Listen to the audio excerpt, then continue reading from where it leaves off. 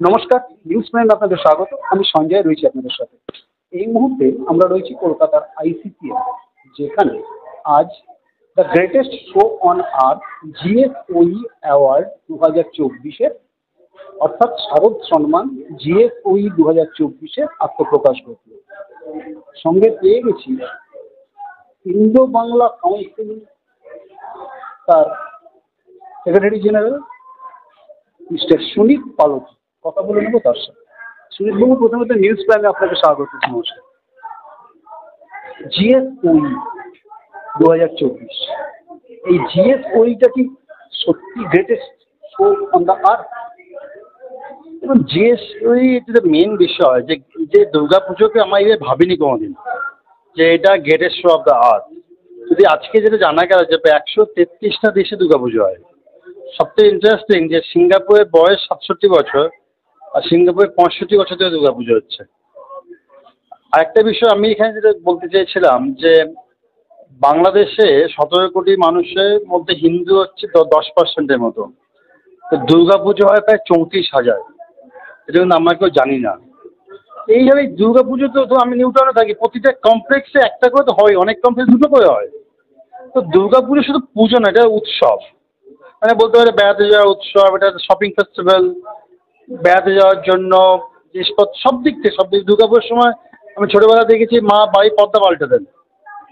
এটা সেলিব্রেশন আমার মনে হয়।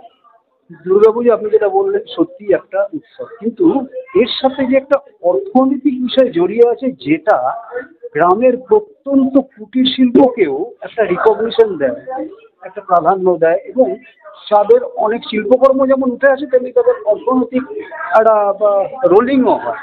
এটা কি হবে?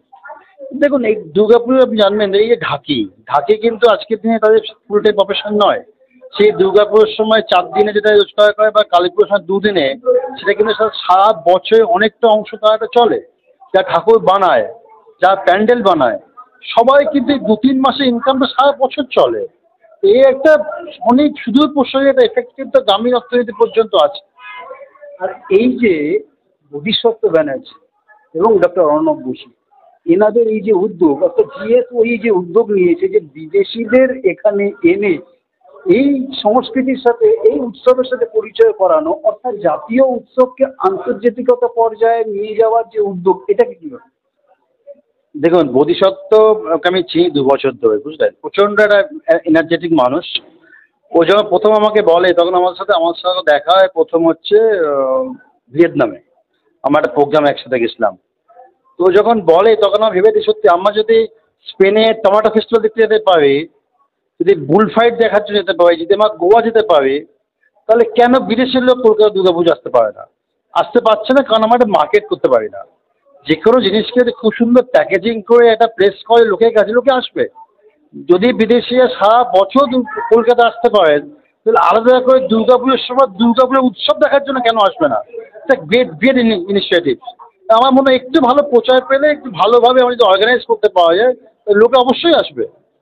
প্রচারের আগেই তো ইউনেস্কো, অর্থাৎ United Nation Educational Scientific Cultural Organization, অর্থাৎ ইউনেস্কো ইনট্যাঞ্জিবল কালচারাল হেরিটেজ যে তকমা দিয়ে দিয়েছে। দেখুন, ইউনেস্কো দিয়েছে ঠিক আছে, কিন্তু বিক্রি করাটা খুব ইম্পর্টেন্ট।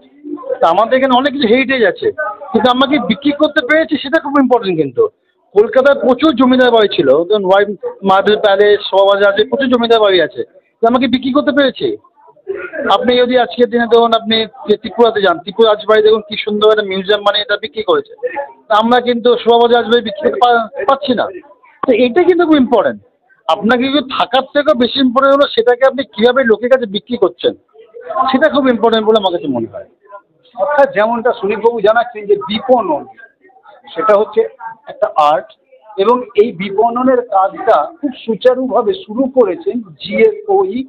তাদের দুই যে মূল উদ্যোক্তা বোধিসত্ত্ব ব্যানার্জি এবং ডক্টর অর্ণব বসু, তাকে সাধুবাদ যেমন জানাচ্ছেন উনি, এবং সেই সঙ্গে বলছেন যে এই ধরনের ইনিশিয়েটিভ আরও হওয়া উচিত, যাতে আমাদের এই জাতীয় উৎসবটাকে সঠিকভাবে বিপণনের মাধ্যমে সারা বিশ্বের কাছে তুলে ধরা যায়।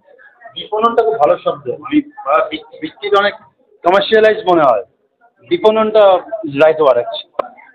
কলকাতার আইসিসিআর ভিডিও জার্নালিস্ট লিডার সাথে নিউজ প্রাইমের জন্য সঞ্জয় শাহ।